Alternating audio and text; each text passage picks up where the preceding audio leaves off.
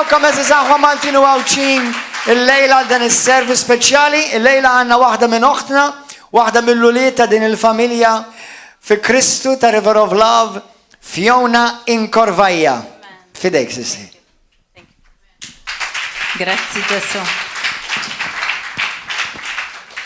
Qabel xejn nibdew billi nirringrazzjaw lill-Alla. Missir Qaddis u kontrollint mulej ta' dan il-messaġġ tkellimint minn fommi missir, tħalli xejn minn fommi joħroġ li mhux ġej minnek, għamel li jinżel fil-qlub ta' daw li qegħdin jisimgħu missir hu l-glorja, tifħir u nur f'isem Ġesu Kristu. Mela, jien inħobb nibda b'messaġġ ta' unur lejn il-pastor stana, għax dan kollu waffrod grazzi Ġesu għalihom, ġifieri li aħna nitalmu nikbru f'dan il-ministeru. U nixtieqkom tmorru f'Eżodu 17 vers 12. U dan jgħidlek, meta jdejn Mosè bdew jitqalu, ħadu ġebla u qedu ilu taħtu. U għad bil-qeda waqt li Aron u Hur żammewlu dirajh, wieħed kull naħa. Hekk idejh baqgħu sodi merfuqa sa nżul ix-xemx. Għalfejn għażilt din l-iskrittura? Għax meta ikunu għaddejjin forsi minn mumenti ta' ejja minħabba dak kollu li jkun qed jiġri madwarna, aħna rridu nkunu li ntuhom is-sapport tagħna li ngħinuhom f'dak kollu li jkollhom bżonn u grazzi anke għad-djakni li huma ta' sapport kbir għalihom u nirringrazzja l-Ġesu għalihom jien ukoll għax insibhom ta' għajnuna anke għalina. Amen? Mela, ħanibdew bil-messaġġ issa. Il-messaġġ li sem ta' dan il-messaġġ kun preparat. U minn fejn ġie dal-isem? Meta l-pastor għalli biex nipritka bħallum ġimma kien minn għalija, dak il-ħin tela li f'qalbi l-isem Agape l-imħabba tal-missier. Dan kienet tatuli oħt nemmen li mara talla, kellima l-Ispirtu Santu, kienet qalt li jekk kollok opportunità biex titkellem. Tkellem fuq l-imħabba tal-missier, għax dik il-ħabta kienet issilu xi 3 xhur li tinsemmi. U dak il-ħin telat li dik il-ħaġa. Apparti minn dik, telat li wkoll li aħna l-melħ tal-art, għax meta konna qegħdin nitolbu darba minnhom il-pastor qal jekk hawn xi ħadd li qed iħoss xi ħaġa f'qalbu li l-Ispirtu Santu poġġielu dak il-ħin ħassejt l-Ispirtu Santu jpoġġieli li aħna l-melħ tal-art. U stħajt najda minn posti u nitlob maħfra l-mulej għax il-mistħija hija gburija. U mort id-dar u tlabt il-mulej biex jurini fuq xiex irrid nipritka minn dawn it-tnejn. U 0049 kien qomt xi ħaġa bdiet tgħidli be prepared. Be prepared. U għatlu mulej, jekk dan huwa l-messaġġ li tridni, qatlu tini konferma. U qomt fil-ħodu tella li l-Scouts u l-Girl Guides. Dejt ngħid tridni nagħti t-testimonjanza f'xi tridni nagħmel, speċi l-fatt li għal min ma jafx il-mulej uża l-Scouts u l-Girl Guides biex jiena u Roman nintaqgħu, iltqajna hekk konna. U dak il-ħin għatlu urini xi trid u ħassejt implement the motto. U dak il-ħin ftakart li l-motto tal-Girl Guides u tal-Scouts huwa be prepared. U minn hemm ġi l-isem li il-fatt li ħassejt konferma xtaqt nibda bih. Amen. Mela, motto għal min ma jafx guiding principle li speċi isek prinċipju li trid timxi bih. Mela, kun preparat, għadin f'battalja spiritwali, nafu kemm irridu nkunu preparati u xtaqt nibda billi nsemmi l-edukazzjoni billi nkunu aħna li nippreparaw lill-uliedna rigward l-edukazzjoni fit-tfal tagħna. Hemm 3 tipi ta' edukazzjoni. mhix ġejja xi preach tal-istudju soċjali, ma tajjeb li insemmuhom. Hemm 3 tipi ta' edukazzjoni, hemm l-edukazzjoni formali li il-formali tiġi mill-iskejjel li ovvjament l-iskejjel jgħallmuhom suġġetti u pereżempju innaf skills, trade skills u dal-affarijiet, hemm l-edukazzjoni informali li l-edukazzjoni li nagħtu aħna lil uliedna bħal pereżempju innaf nagħlmuhom jippreparaw xi meal jew isuqu bicycle, whatever. U mbagħad hemm in-non-formal, l-edukazzjoni non-formal, jiġifieri l-edukazzjoni li nirċievu minn scouts u gruppi outside minn mill-iskejjel u mill-familja.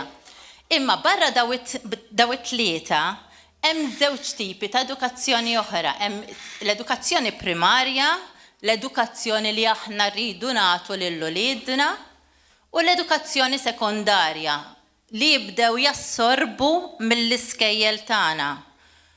U minħabba l-affarijiet li qegħdin jgħallmu fl-iskejjel ħassejt enfasi biex l-ewwel ma rridu insaħħu r-roots. It-tfal tagħna huma l-ġenerazzjoni tagħna. Nixtieq naqbes għandi 5 punti, nixtieq naqbes għall-aħħar punt għax tant inħoss urge li vera wasalna fl-aħħar ta' żminijiet imma rridu ngħixu daqs li kieku Ġesu ġej 20 sena oħra u daqs li kieku ġej għada. Ġifieri ħansemmihom xorta għandi 5 punti mela nippreparaw billi nsaħħu l-edukazzjoni primarja f'uliedna. It-tu li ħanitkellem fuqu nittama falla li nlaħħaq nippreparaw għal żwieġ san għax il-familja bżonn li tkun b'saħħitha fi żmien li qegħdin ngħixu fih.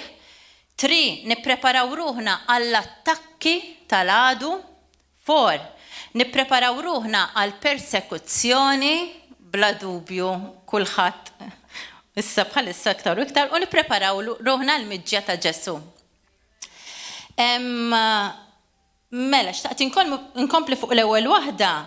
Meta tħanna l-Scouts u l-Girl Guides u semmit anka Beverly semmit is-soldati.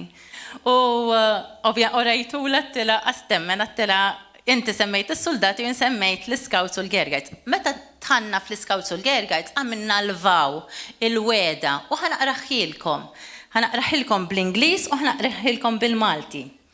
Bl-Ingliż tgħidlek, on my honor, I will do my best to do my duty to God and my country and to obey the law, to help other people at all times, to keep myself physically strong, mentally awake and morally straight. Dik bl-Ingliż, ħanajdilkom bil-Malti malajr minn ma jifhimx. L-unur tiegħi u li nagħmel mill-aħjar biex naqdi lill-Alla u lill-pajjiżi li nobdi l-liġijiet tal-Scouts, ngħin lil ħaddieħor f'kull ħin, inżomm li l-nifsi fiżikament b'saħħti, noqgħod attent x'inhu għaddej u nżomm ruħi b'karattru sod, bold. Tgħiduli ħanaqbad fuq l-Scouts u l-Girl Guides imma daw l-affarijiet minkejja taħwit forsi li nkunu għaddejna jiena u żewġi. Qabel ma sirna Kristjani lill-uliedi xorta tajthom dawn il-prinċipji biex jimxu magħhom għax bekk biss nistgħu nagħtu l-uliedna valuri sodi biex naraw ġenerazzjoni b'saħħitha mhux f'dal perverżjoni li għaddejjin fih. Mela, meta konna nsellmu l-xulxin konna nużaw, ma nafx hekk hawn xi ħadd li kien fl-Scouts naf li Christine żgur u oħta. U all right, hemm xi simgħu bħalissa Victoria. Konna nsellmu hekk. Inti wkoll rajin? Tajjeb aħjar mela tafu sew x'qed ngħid. Konna nsellmu hekk.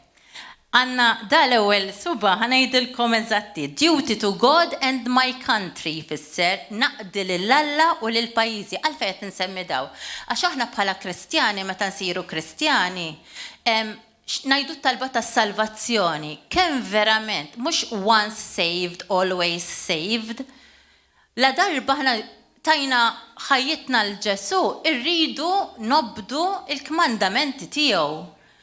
Inutli nibqgħu ngħixu mhux li taqa' fid-dnub, mhux li taqa' għax li taqgħu terġa' tqum. Il-mulej għalhekk ġie għax jaf li aħna dgħajfa, imma li tibqa' tgħix fid-dnub iwasslek għal telfin. Mhux once saved, always saved. Mela, l-ewwel waħda naqdi lill-Alla u lill-pajjiżi, it-tieni taqdi lil ħaddieħor. It-tielet taqdi tobdi l-liġijiet. U mbagħad għandna l-kbir fuq iż-żgħir. The strong protect the weak. Il-kbir jipproteġi iż-żgħir jew the young. U mbagħad il-fatt li hija maquda hija il-brotherhood, l-għaqda, x-xirka. Kemm hija bżonn juża x-xirka anka f'dal-każ qed insemmija qed ngħidlek għax huma paralleli qishom li għandna napplikawhom anke aħna fil-Kristjaneżmu għax meta bniedem iħossu dgħajjef ħajsib il-ħuħ jew il-loħtu li jibnieh, allura hija importanti ħafna x-xirka mhux li nisimgħu mid-dar. U kellna 12 liġi li ridna nobduhom. Issa fil-każ tal-Kristjani aħna għandna l-kmandamenti sewwa. U il-moment li konna niksruhom fl-Scouts iktar kienu jtellawhom Court of Honor ngħidulhom.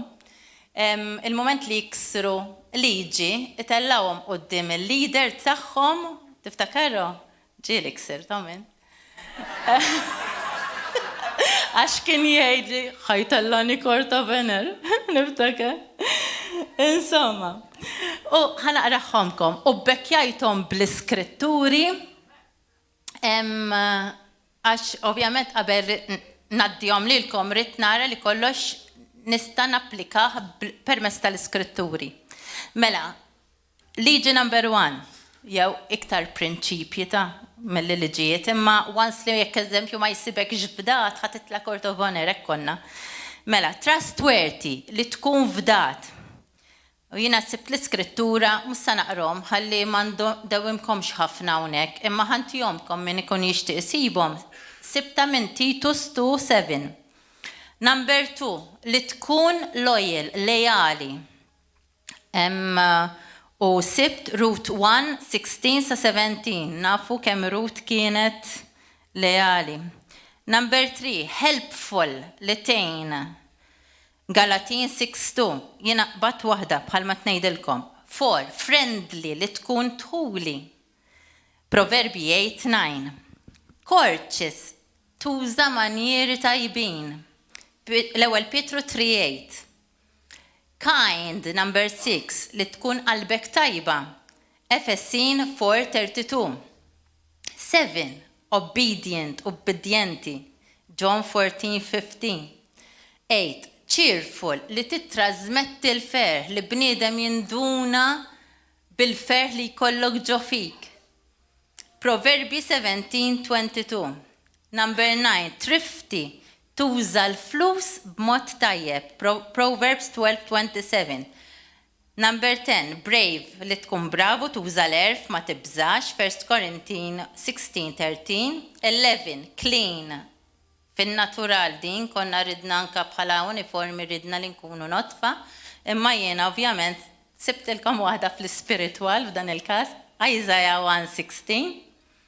U reverend li rroddu ħajr, irroddu ħajr lill-Alla, Lut 12:28. Bħala ġenituri ovvjament aħna rridu nkunu li nkunu ż-żerrija, nitfgħu iż-żerrija fuq lidna għax skont it-tfal moħħhom sponza. Skont x'tit magħhom ħajjiklu u skont x'tiżraw ħataraw il-ħsad. Mela, ħankompli. U dawn il-prinċipji misshom jgħalmuhom ukoll l-iskejjel. Jien niftakar l-iskola lezzjoni fuq is-sess pereżempju kien ikollna waħda u kulħadd kien ikollu looking forward li ma nafx kemm hawn minnkom tampari għandi 47. Kien ikollna lesson fis-science niftakar. U kienu jiġu serħu raskom tal-iskejjel ara ma taħsbux li minu tampari ħadd ma tallem jagħmel is-sess. Għax mhux kif juruhom illum il-ġurnata anke kif jilbsu jużaw ċertu affarijiet il-lezzjonijiet perverżi li qegħdin jalmuhom fl-iskejjel tagħna huma xi ħaġa li inkredibbli. Aqqas jitwemnu. Jien nirringrazzja l-Alla tfal tiegħi kbar. Imma dabda ikollhom it-tfal isibu nanna l-iskejjel, ġifieri biex ikunu preparati. Mela, nkompli naqra fejn ħallejt. Amen.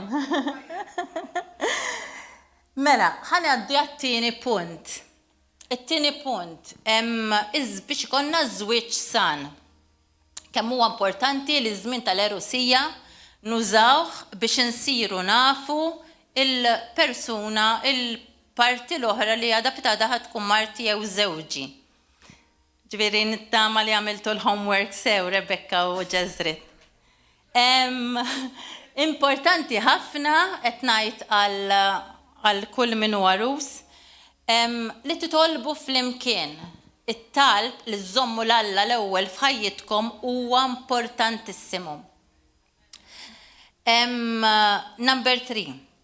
Taraw x'inhuma d-difetti ta' xulxin u jekk m'intix lest li tissottometti għal dawk id-difetti, aħjar ma tidħolx fiż-żwieġ milli tispiċċa b'ħafna ġlied għalhekk huwa importanti żmien tal-preparazzjoni biex issir taf il dak li jkun.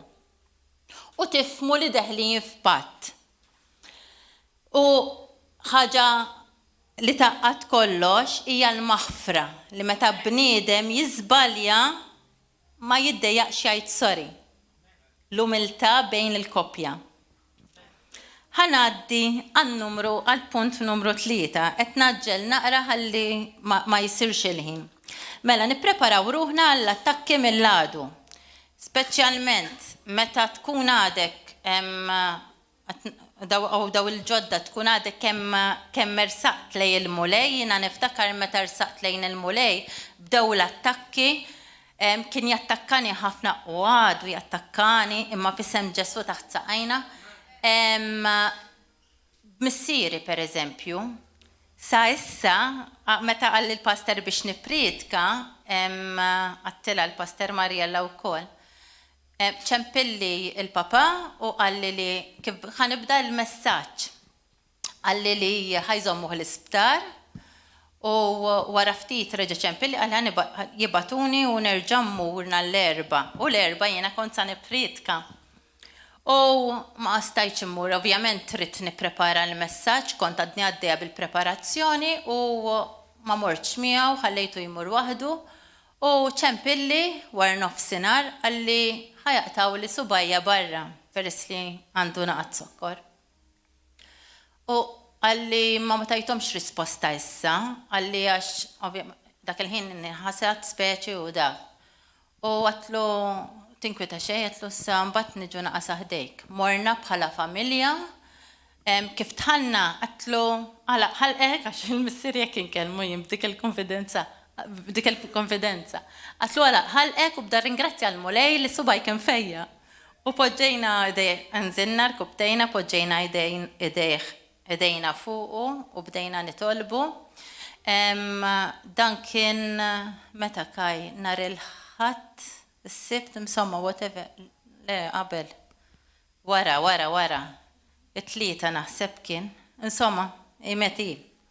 U minn dak il-ħin law, kull jum qed imur biex ibidlulu l-garża u l-ferita li kellu qiegħda tagħlaq. Nagħti glorja l-mulej biex nurikom kemm inservu Alla kbir.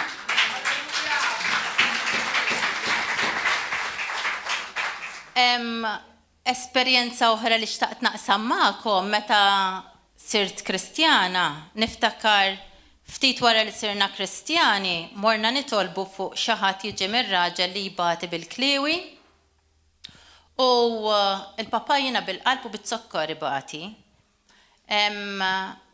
U dak kien il-ħamis, niftakar morna nitolbu għandhom l-għada iċempluli daħlu l-papa Għax waqfulu jaħdmu l-kliwi kompletament. Meta dan qatt ma bata bil-kliwi, attakkiħor naf li l-għadu kif jaħdem, naf li kien attakkiħor, kien għaw xieħwa u kol kienu ġew l-isptar kien jgħat lajtiju, literalment kien wasal fl-axħar, maċċettajniex din il-ħaġa, dejna niddikjaraw fejqan fuqu, u it-tobba kienu għaluli li jekk jibqa' ħajkollok tibda ġibu xi 3 darbit fil-ġimgħa biex jagħmlulu xajdula dik. Insomma. Inatfulu il-xismu.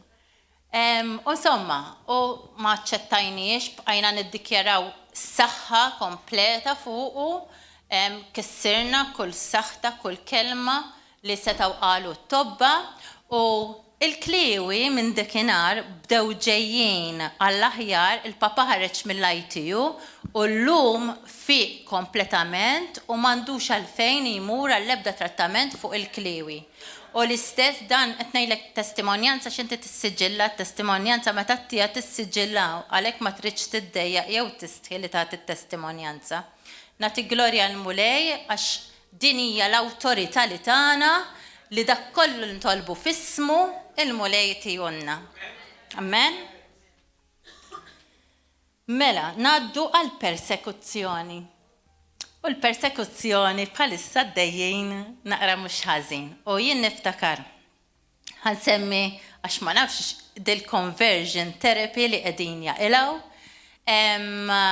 Meta ma konniex għadna sirna Kristjani, jiena l-ewwel waħda kont impejjeb, ma kontx noqgħod mingħajr sigarett. Ir-raġel kien ipejjeb ukoll. U niftakar li x-xewqa li naqtaħħom hemm kienet saħansitra anke kienu ġabu wieħed minn televizjoni li għamillek hekk ara. Fall asleep. Iżer rasi. Għalli ma nsemmix ismijiet sewwa. U jiena l-fidila mort.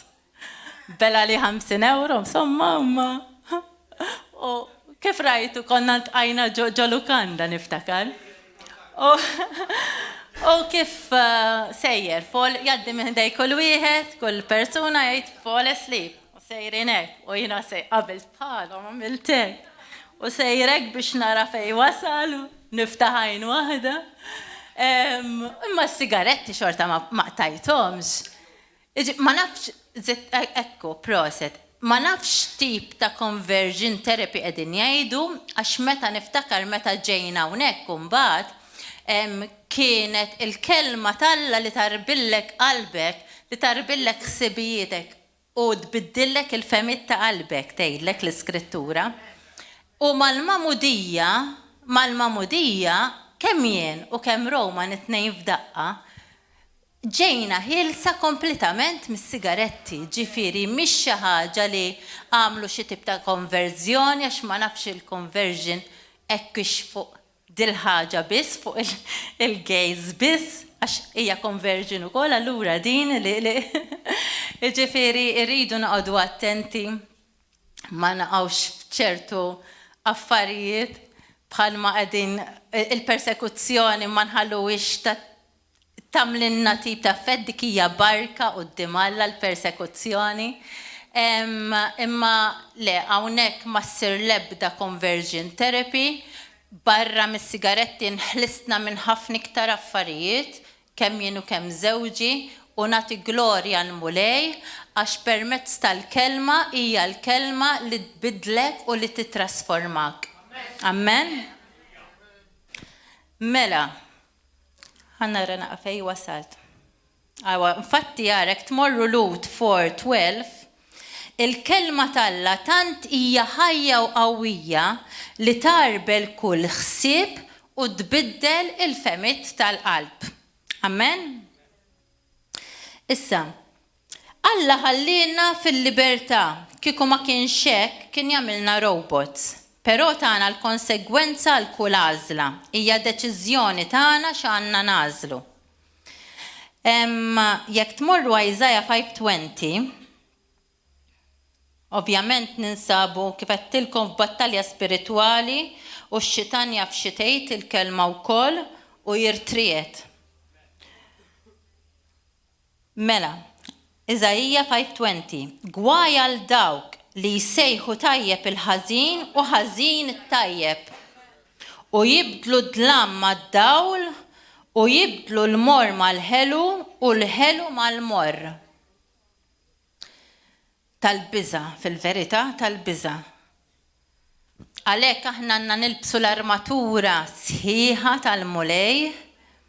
U Efesin 6:11 hekk tgħidlek ilbsu l-armatura ta' Alla biex tkunu tifilħu tieqfu għat-tnassis tax-xitan. Nitolbu nimtlew bil-kelma kuljum, il-kelma hija x-xabla li ħaniġġieldu biha. Il-mulej qed jippreparana għal dan kollu li qegħdin niffaċċjaw fil-verità. Il-mulej tagħna in-news ta' għada permezz tal-kelma. Morru Mattew 24:6-9.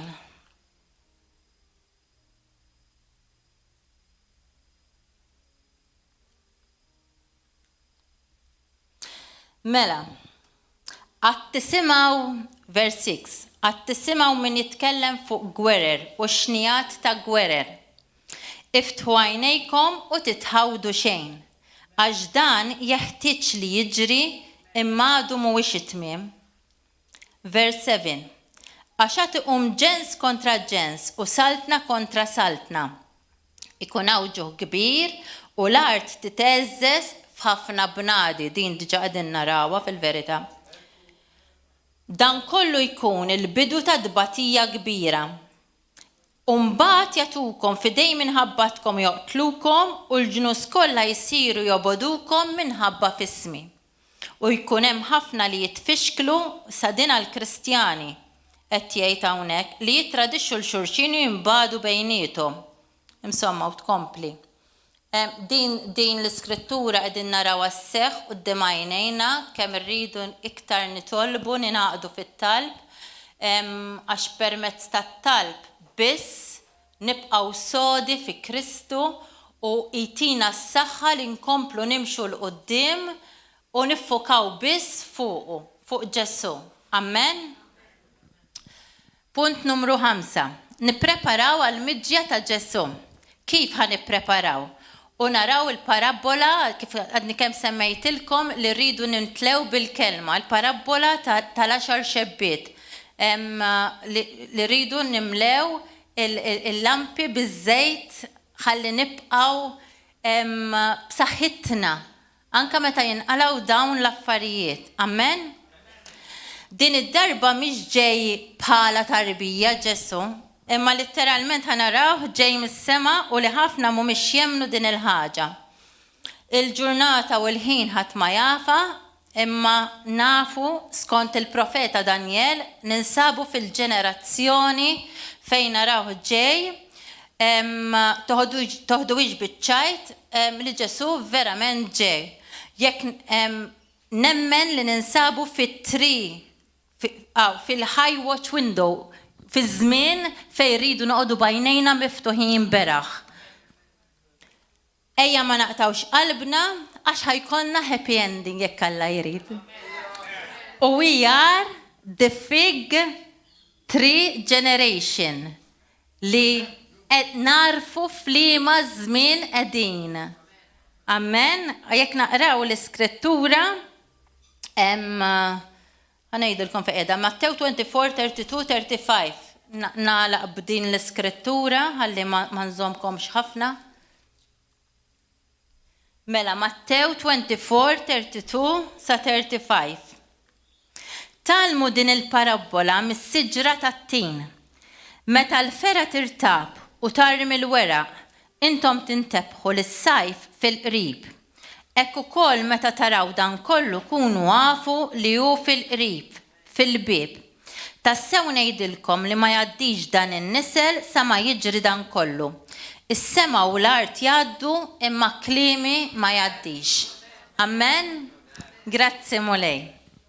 Ħanitolbu flimkien u bħala talba apparti issa nistgħu ngħidu anke talba tas-salvazzjoni nixtieq li bħala talba niddikjaraw, konna minni anka fit-talb meta konna bis-sawm, minn Efesin ħan niddikjarawha fuq il-familjari tagħna u anka fuq dawk li telqu ħalli niddikjarawhom lura. Amen. Mela morru Efesin chapter 3 minn 14. Okay? Mela. Aħna ninżlu għal-kubtejna Missir Qaddis qudiemek li minnek tieħu is-sima kull familja fis-sema u fl-art biex skont l-għana tal-glorja tiegħek tatina bil-qawwa permezz tal-Ispirtu tiegħek li nissaħħu fil-bniedem ta' ġewwa u li Kristu jammar f'qalbna permezz tal-fidi biex inniżlu l-eruq tagħna fl-imħabba u fuqha nibnu ħajjitna. Bekk inkunu nistgħu nifhmu flimkien mal-qaddisin kollha x'inhu l-wisa, it-tul, l-għoli u l-fond tal-imħabba tiegħek Mulej. Narfu kemm din l-imħabba tiegħek missier tiżboq kull erf biex nimtlew bil-milja kollha tiegħek. Lilek Missier Qaddis bis-seta tiegħek li taħdem fina għandna l-qawwa li nagħmlu kollox bil-wisq iżjed milli aħna nistgħu nitolbu jew naħsbu. Lilek il-glorja permezz tal-Knisja u permezz ta' Kristu Ġesu u għalkemm itulu żminijiet għal dejjem ta' dejjem. Amen. Għatu ċabċipa l-Mulej.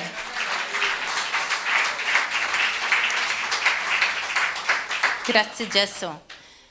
Intom il-ġodda għall-ewwel darba jekk tixtiequ tagħtu ħajjitkom il-Mulej u min qiegħed jarana anke fuq YouTube nistidinkom jekk din il-verità missitek, jekk laqtitek din it-talba warajja ħalli għax il-kelma tgħidlek li inti trid tistqar f'ommok u temmem f'qalbek u tkun salvat. Missier Qaddis, jiena naraf li jiena bniedem midneb u li għandi bżonnok fil-ħajja tiegħi Mulej. Nirringrazzjak Missier Qaddis talli għarraftni permezz tal-kelma li mingħajrek jiena ma jien xejn, ejja f'qalbi. Kun inti s-sit u s-salvatur tiegħi Mulej. Għamel minni dak li trid int Missier Qaddis u użani għall-glorja tiegħek Mulej. F'isem Ġesu Kristu u għall-glorja tiegħek. Amen. Jekk tixtieq tixxierek magħna, ejja ltaqa' magħna nhar ta' Erba' fis-7, nhar ta' Sibt fis-7 jew il-Ħadd fl-10. Jekk għoġbok dan il-messaġġ ixxerjah, għamel subscribe taċ-channel tagħna wkoll. Il-bqija narawkom.